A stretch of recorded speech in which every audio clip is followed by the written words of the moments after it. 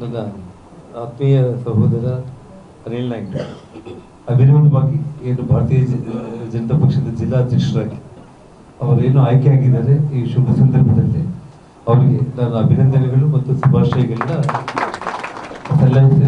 ಇವತ್ತೇನು ಸಲ್ಲಿಸೋದ್ರ ಜೊತೆಗೆ ಖಂಡಿತವಾಗ್ಲೂ ಕೂಡ ಇವತ್ತು ನಮ್ಮ ಮಧುಸೂದನ್ ಅವರು ಕೇಳಿದ ಪ್ರಶ್ನೆಗೆ 100ಕ್ಕೆ 100 ಅನಿಲ್ ನಾಯ್ಡು ಅವರ ನೇತೃತ್ವದಲ್ಲಿ ನಾವೆಲ್ಲರೂ ಕೂಡ ಜೊತೆಗೂಡಿ ಒಗ್ಗೂಡಿ ಏನೇ ಸಣ್ಣ ಪುಟ್ಟ ವೈಮನಸ್ಸುಗಳು ಇದ್ರೂ ಕೂಡ ಅದೆಲ್ಲದನ್ನು ಕೂಡ ಬದಿಗಿಟ್ಟು 100ಕ್ಕೆ 100 ಭಾರತೀಯ ಜನತಾ ಪಕ್ಷ ಬಳ್ಳಾರಿಯಲ್ಲಿ 5ಕ್ಕೆ 5 ಬಹಳ ದೊಡ್ಡ ಪ್ರಮಾಣದ ಮೆಜಾರಿಟಿಯಲ್ಲಿ ಗೆಲ್ಲೋದ್ರಲ್ಲಿ ಅನುಮಾನನೇ ಇಟ್ಕೊಳ್ಳಿಕ್ಕೆ ಹೋಗ್ಬೇಡಿ.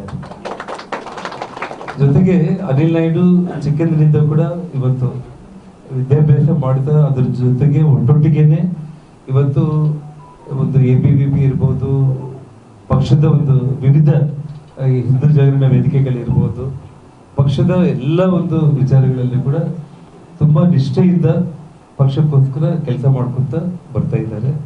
ಖಂಡಿತವಾಗ್ಲೂ ಕೂಡ ಎಲ್ಲರನ್ನ ಕೂಡ ಸರಿದೂಗಿಸ್ಕೊಂಡ್ಬಿಟ್ಟು ಎಲ್ಲರನ್ನ ಒಗ್ಗೂಡಿಸ್ಕೊಂಡು ಹೋಗುವಂತ ಒಂದು ಒಳ್ಳೆ ಮನಸ್ಥಿತಿ, ಯಾವುದೇ ಒಂದು ಸ್ವಾರ್ಥ ಅನ್ನೋದು ಅನಿಲ್ ನಾಯ್ಡಲ್ಲಿ ನಾವು ಯಾವತ್ತೂ ಕೂಡ ಕಂಡಿಲ್ಲ. ಹಾಗಾಗಿ ಪಕ್ಷದ ಒಂದು ಬೆಳವಣಿಗೆಗೋಸ್ಕರ ಪಕ್ಷದ ನಿಷ್ಠೆಯಾಗಿ ಪಕ್ಷಕ್ಕೋಸ್ಕರ ಅವರು ದುಡಿತಾರೆ ಅನ್ನೋದ್ರಲ್ಲಿ ಯಾವುದೇ ಒಂದು ಸಂಶಯ ಇಲ್ಲ.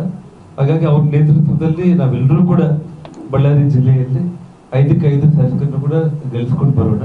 ಮತ್ತು ಈ ಶುಭ ಸಂದರ್ಭದಲ್ಲಿ ಬೇರೆ ವಿಚಾರಗಳು ಯಾವುದನ್ನು ಕೂಡ ನಾವ್ಯಾರು ಕೂಡ ಮಾತನಾಡಿದ್ದೇನೆ, ನೀವು ಕೂಡ ನಿಮ್ಮ ಸಹೋದರ ಅಂತೇಳಿ ಭಾವಿಸಿ ಅವ್ರಿಗೂ ಇನ್ನೊಂದು ಒಳ್ಳೆ ಪ್ರೋತ್ಸಾಹವನ್ನು ಕೊಡೋದ್ರ ಜೊತೆಗೆ ಅವರು ಮುನ್ನುಗ್ಗೋಗಿ ಅವ್ರ ಜೊತೆಯಲ್ಲಿ ನೀವು ಎಲ್ಲರೂ ಕೂಡ ಸೇರಿ ನಾವು ಬಳ್ಳಾರಿಯಲ್ಲಿ ಒಳ್ಳೆ ಅಭಿವೃದ್ಧಿಯನ್ನ ಕಾಣೋದಕ್ಕೆ ಭಾರತೀಯ ಜನತಾ ಪಕ್ಷ 28ಕ್ಕೆ ಸರ್ಕಾರ ಅಧಿಕಾರಕ್ಕೆ ಬರೋದಕ್ಕೆ ಎಲ್ಲರೂ ಕೆಲಸ ಮಾಡ್ತೀವಿ ಅಂತ ಹೇಳಿ ನನ್ನ ಮಾತನ್ನ ಮುಗಿಸ್ತಾ ಇದ್ದೀನಿ. ಅನಿಲ್ ನಾಯ್ಡು ನಿಮ್ಮ ಜೊತೆ ಸೇರಿ ಮಾತಾಡ್ತೀನಿ.